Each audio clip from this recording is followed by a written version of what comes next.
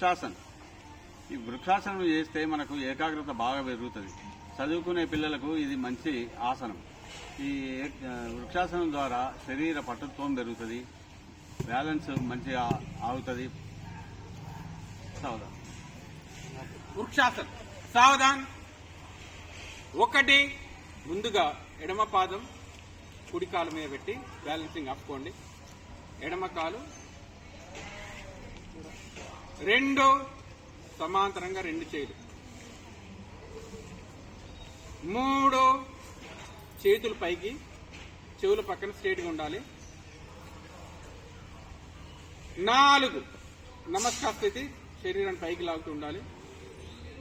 హర హర మహాదేవ, హర హర మహాదేవ, హర హర మహాదేవ, శంభో శంకర, శంభో శంకర, శంభో శంకర.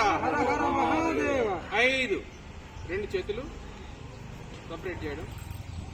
6 సమాంతరంగా. 7 చేతులు డౌన్ కిందికి. 8 కాలు కూడా కిందికి. ఇప్పుడు కుడి పాదం 1 2 3 4.